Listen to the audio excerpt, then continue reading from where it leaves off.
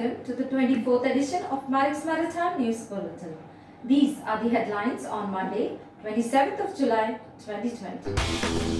ITF General Secretary Stephen Cotton in NUSI webinar. India's first port-based SEZ now operational. Routing system introduced in southwest Indian waters to separate merchant and fishing craft. Macedonia 2020 cancelled. Bangladesh ports open for India's internal cargo after 55 long years. And now the news in detail. The National Union of Seafarers of India, NUSI, recently held a webinar on a very contemporary topic: Indian seafarers crew change, success or failure. Luminaries who participated in this extremely successful and high-profile virtual meet included ITF General Secretary Mr. Stephen Cotton, MUI General Secretary Mr. Amar Singh Thakur, MASA Chairman Captain Prashant Vartak, FOSMA Director Captain Rajesh Tandon, Deputy GM Dr. Daniel Joseph, Shipping Corporation GM Captain B.K. Tyagi, Carnival India MD Mr. Prasad Hariharan, and NUSI General Secretary Mr. Abdul Ghani Serang. We are in the times of the COVID-19. The land of this world are locked.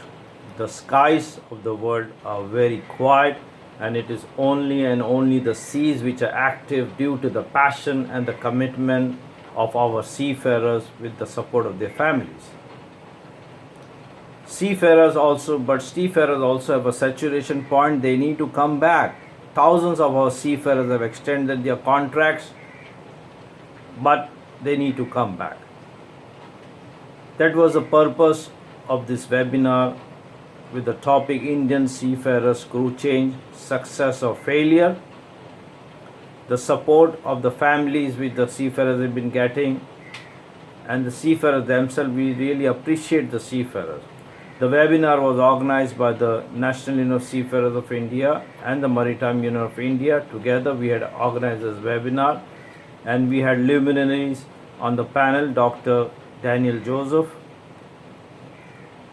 Captain Daniel Joseph, and Captain Rangnekar, Captain Tandon, Captain Tyagi, Mr. Hariharan, Mr. Amar Singh Thakur, and also the ITF General Secretary Mr. Stephen Cotton. The details given by Captain Daniel Joseph, DDG Maritime Administration, was an eye-opener for many. More than 60,000 seafarers have collectively come back, signed on or signed off in the Indian ports or through the chartered flights and the Vande Bharat flight. This detail was not many were aware. This is the positive sign, no doubt. No other country has done this much, but we need to do more. We need to get each and every of our seafarers who is awaiting repatriation back home safely, and also those who want to join the ships, they should join in a COVID-free atmosphere. The webinar was very well received. We have put it on our NUSI Facebook, and it has already garnered more than 14,000 views, and it was a very interactive webinar.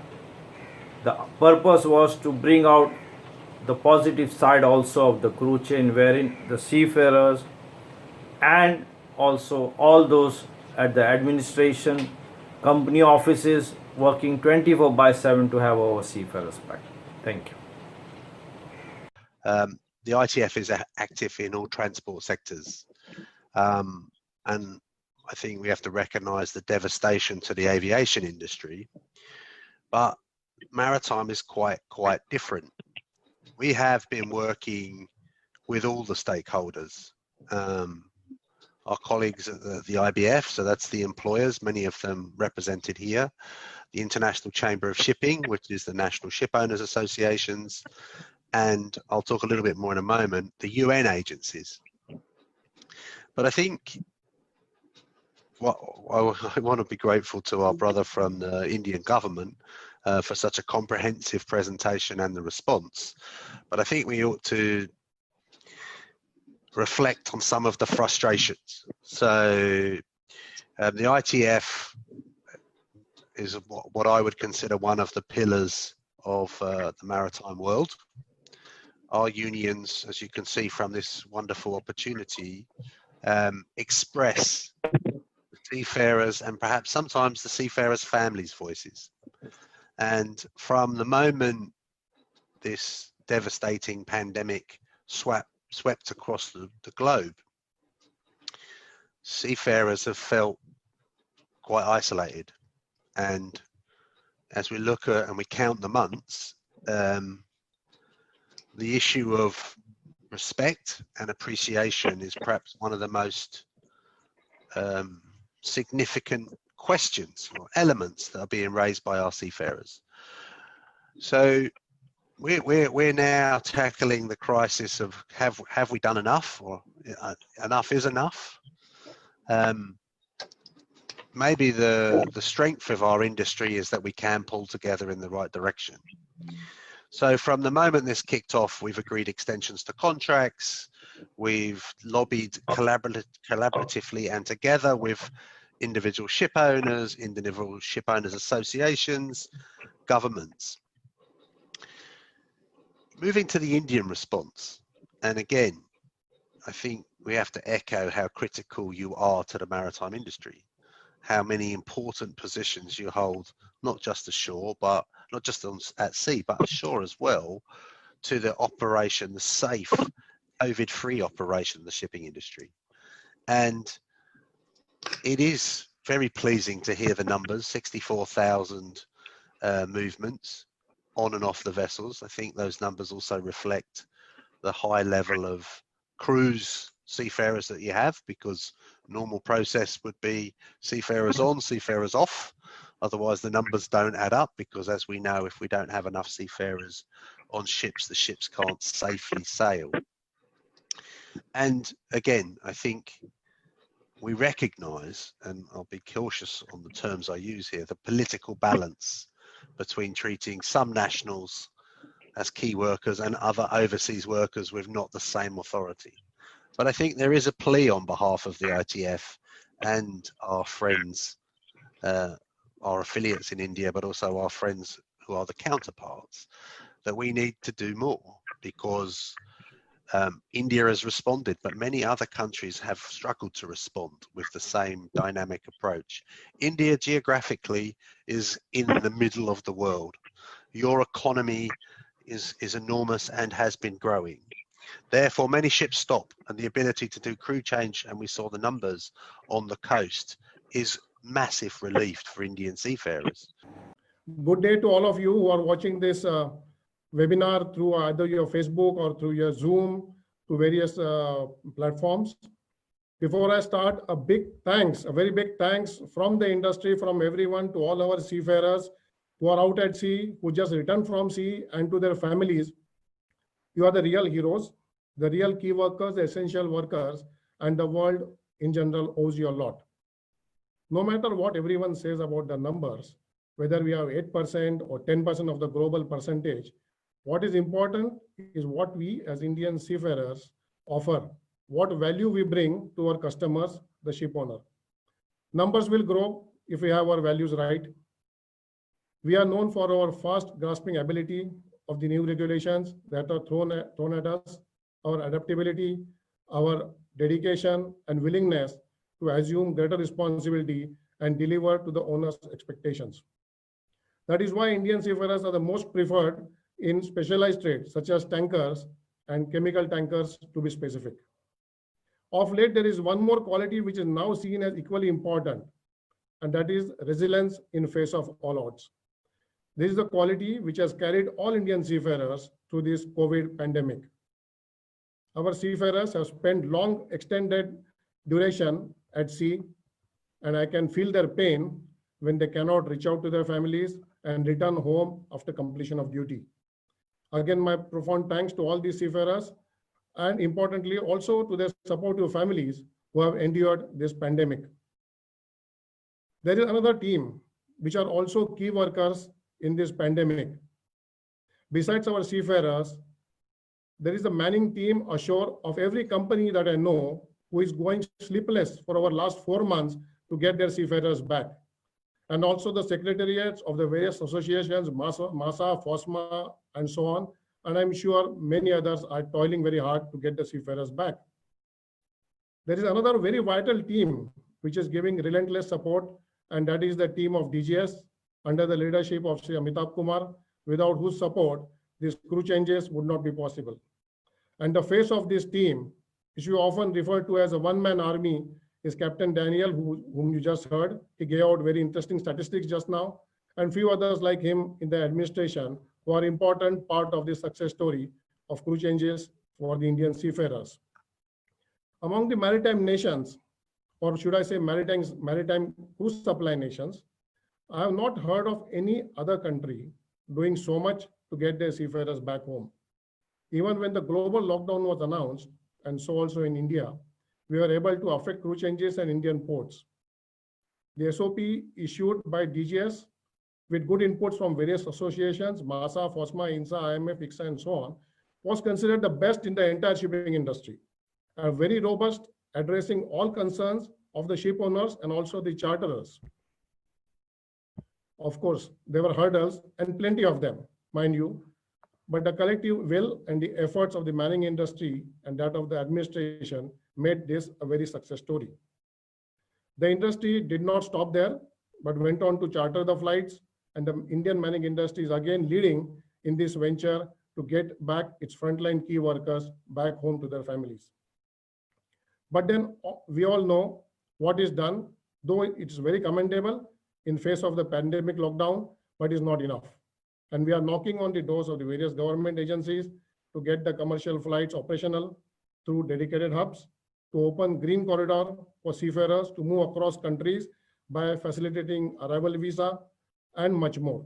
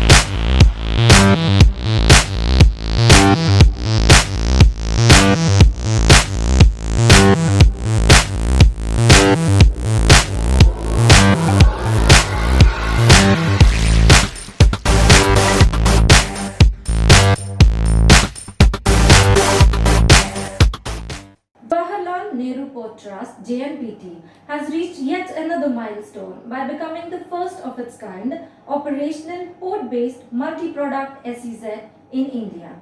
Total 19 MSMEs and 1 free trade warehousing zone co-developer have been allotted plots in JNPT SEZ till date. The SEZ, once fully occupied, is expected to generate Rs 4,000 crores of investments and create over 57,000 jobs. This premier container port in India is using its own freehold land of 277 hectares in Navi Mumbai region located in Maharashtra state.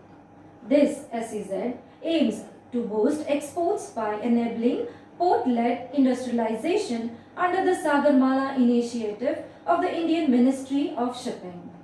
It's an important day today for JNPT since the SEZ that has been established by JNPT, which is a multi-product SEZ, has been declared operational by the Development Commissioner SEEPS. It basically means that the 2 of the units that were allotted land have started working from there, actually started their manufacturing. We have allotted land to about 19 MSMEs and 1 bigger plot for FTWZ to DP World. It's expected that very soon these will also start operating from there. Overall, an investment of about 4,000 crores is expected, and direct and indirect employment, which will amount to almost 1.5 lakhs, is expected to come in this SEZ, and it will become a good engine of growth for this region. The Ministry of Shipping of India has separated the operation areas of merchant vessel and fishing vessels in southwest Indian waters with a view to the safety and efficiency of navigation. The Arabian Sea around the southwest coast of India is a busy sea route with a substantial number of merchant ships passing through the area, along with a large number of fishing vessels operating in these waters. This intense crowding of vessels increases the risk of accidents, resulting in damage to property and environment, and in several instances has resulted in loss of lives too. The new routes come into force with effect from 1st August 2020. MS Notice number 11 has established two traffic separation schemes off the southwest coast of India. This indeed is an excellent move to separate through merchant vessels from our fishing vessels. Traffic separation schemes are meant to reduce the risk of accidents and casualties. However, this scheme is still recommended only in nature. The next logical step is to put it up to IMO so that it becomes an IMO approved traffic separation scheme, gets included in the IMO publication called Ships Routing, and then Rule 10 from the International Regulations for Preventing Collisions at Sea becomes applicable to all ships as a mandatory one and not the recommended one as of now. Due to the current worrisome spread of COVID-19 in countries around the world, the International Shipping Exhibition Posidonia 2020 has been cancelled. One of the greatest maritime trade shows on earth, Posidonia takes place in the Greek capital Athens every 2 years. This year, the event was originally planned for the month of June and subsequently postponed to October. A media release sent to Marex recently by the press office of Posidonia said, "The worrying increase of COVID cases in certain jurisdictions and the inability to predict reliably where the pandemic will take us in the months ahead compounds the uncertainty that now prevails, imposing upon us circumstances that are beyond our control. Furthermore, the shipment of exhibits and complexities of international travel, which are constantly being re-evaluated as events unfold, pose major challenges and practical restrictions to international exhibitors and visitors, with a distinct possibility that many will not be able to visit Greece. Instead, we are embarking on our preparations for the next Posidonia in June 2022 with optimism and the confidence that well before then we will have entered a world with COVID-19 under control."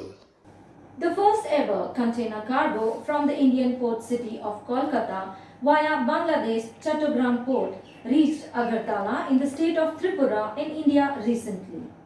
The Indian External Affairs Ministry termed it as a historic milestone in the Indo-Bangladesh connectivity and economic partnership, as a port in Bangladesh has opened for India's internal cargo after a span of 55 long years. On July 16, the Union Shipping Minister of India, Mr. Mansukh Mandaviya, had digitally flagged off this first trial movement. India and Bangladesh have enhanced cooperation in shipping and inland water trade in recent years. Under the Protocol on Inland Water Transit and Trade, in addition to the 6 existing ports of call, 5 more in each country have been added recently, the Ministry of Shipping said in a statement. India's leading maritime association, MASA, has published a travel schedule of chartered flights to be operated between India and Qatar till August 15th. This is to facilitate the crew change on cargo vessels worldwide. The schedule is available on the website of MASA.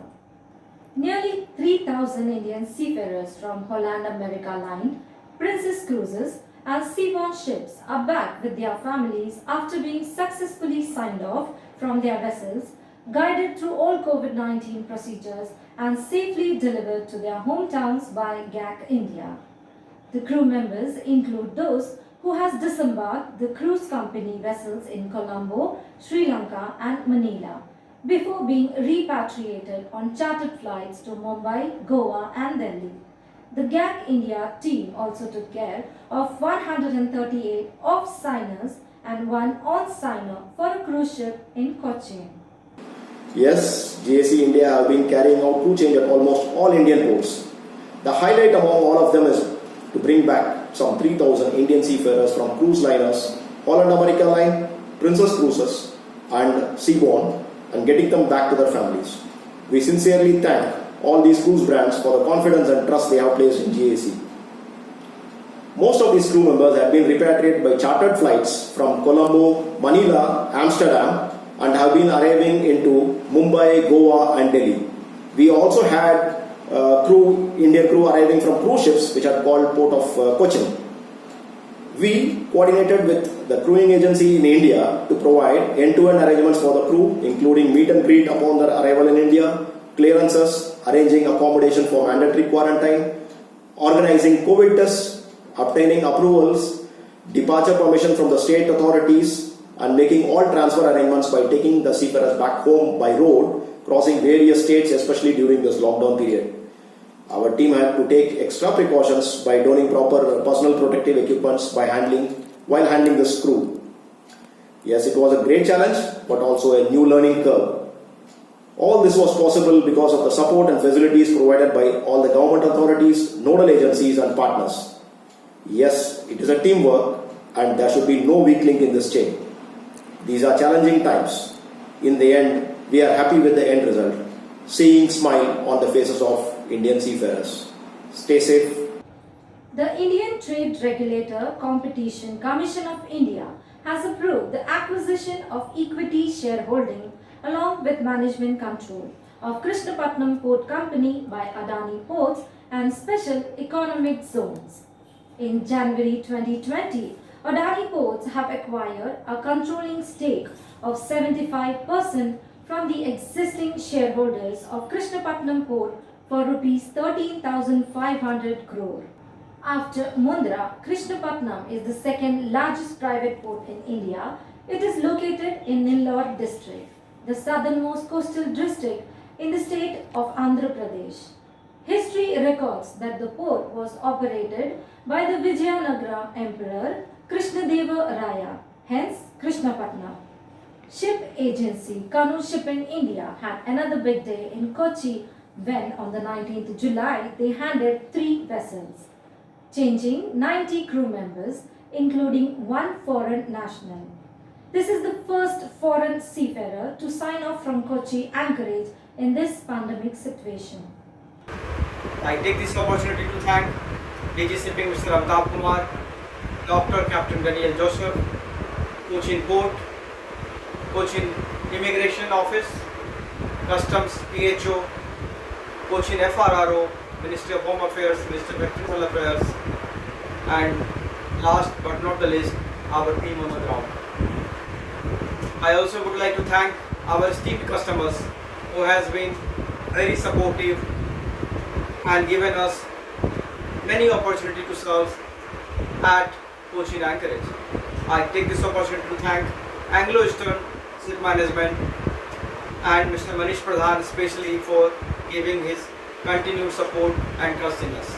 The International Seafarers Welfare Center in Kakinada Seaport, located on the eastern coast of India, was inaugurated by Captain Jacob, head of the Marine Operations, Kakinada Seaport, along with other officials.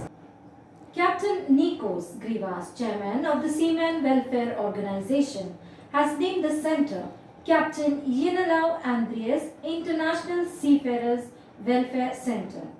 The center is air-conditioned and equipped with facilities such as free Wi-Fi, video, recreational facilities and snooker table, etc. It is at a walkable distance to all the berths. Dedicated welfare officers are ready to assist seafarers and shipping companies for the welfare of seafarers round the clock. Captain Jacob, head of the Marine Operations at Kakinada Seaport, added that Kakinada is a very friendly port to seafarers. We understand the needs of seafarers and our team is always prepared to assist seafarers who arrived at our port. Merchant Navy Welfare Board is working with port welfare committees and sea mission organizations in all Indian ports. We are establishing seafarers welfare centers inside the ports. The Kakinada Seaport Authority, they have given a beautiful room inside the port. The center is fully equipped with air-conditioned, Wi-Fi and recreational facilities, pool table, TV, video, etc. We welcome all the seafarers. The center is very close to the ships. Seafarers can come by walk. They can come, they can relax, they can talk to our ship welfare officer. We have a dedicated counselor. Our counselors are always available to the seafarers. And we have a ship welfare officer. He is in touch with all the authorities, port, customs, immigration, port health, and revenue and police authorities. If they want any assistance for their cruise, the sign on, sign off, or any other issues, he is 24 hours available. We also have a free transportation facility. Seafarers wants to go ashore, we provide a free transportation. We welcome all the seafarers, and we provide this kind of seafarer centers in all Indian ports.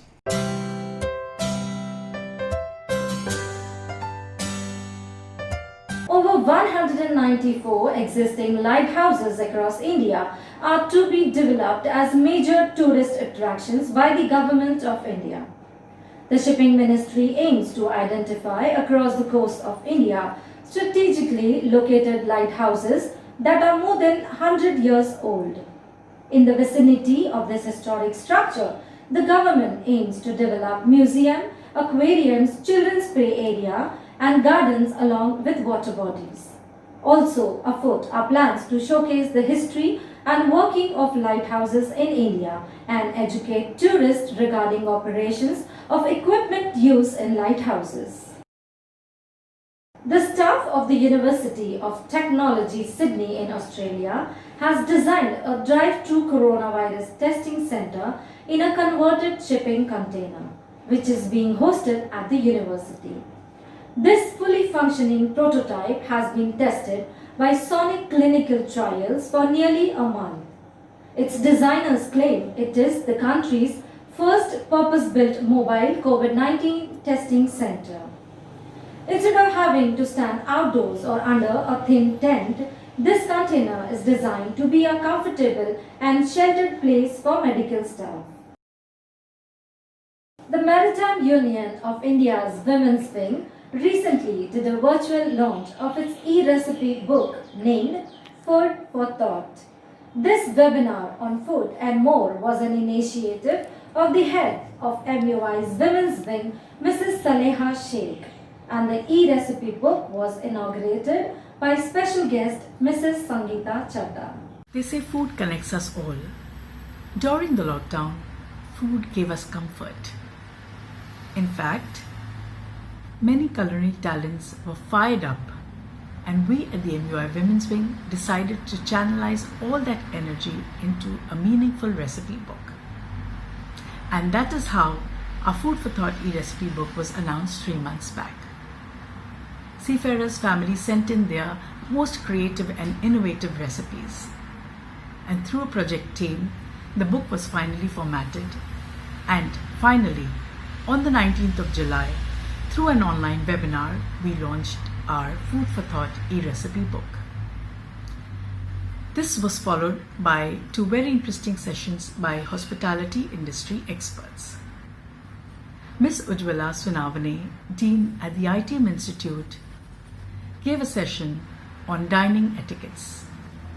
This was followed by another session called Going from Good to Great by Mrs. Lakshmi Todivan. Lakshmi, who is wife of Captain Rajesh Todivan, is a professor, trainer, and founder of Women in Hospitality. She took the participants on a path of self-discovery and transition. The Personality of the Month feature is a much awaited and interesting feature whereby the MUI Women's Wing core team chooses one woman from the seafarers' families for her extraordinary work and achievements, and we award her as a Personality of the Month. This time, this award was given to Mrs. Shweta Pandey, wife of Captain Nitin Pandey. The MUI Women's Wing is a community support system for families of seafarers. We have a 24/7 helpline. I am supported by my core team members, Mrs. Lata Khatri, Mrs. Pauruchishti Ukaji, and Mrs. Ilham Parmar. It was a pleasure to be invited to the webinar as a special guest. The e-recipe book, Food for Thought, is indeed a treasure trove of culinary delights. Coming from a family where both my parents shared a passion for cooking, I felt this was a wonderful way for seafarers' wives to connect by sharing their favorite recipes. The pineapple samosas, the oats handwo, and the maza twist are unusual recipes, and I would love to try them out. I truly appreciate all the effort put in by the organizers. Kudos. The General Secretary of Transport and Dock Workers Union, Kandla, Mr. Manohar Belani, who was also presently the General Secretary of All India Port and Dock Workers Federation, has passed away on 20th of July. A diploma holder in civil engineering, Mr. Belani joined Deen Dayal Port Trust as civil engineer in 1978, where he worked for the state government. He retired from DPT on superannuation with effect from 31st January 2015. He continued as Labour Trustee on the board of DPT from 1998 to 2020. The current board has yet not nominated any union member due to the pending bill MPA 2020. A great leader of port and dock workers, Mr. Belani never hesitated to express his candid views on national or international forums. He participated in almost all BWNC meetings right from the origin of BWNC and argued for dockers' rights quite vehemently without any compromise. This is an irreparable loss to Indian port and dock workers. We pray his soul rests in peace. Thank you for watching this news bulletin. See you all next Monday.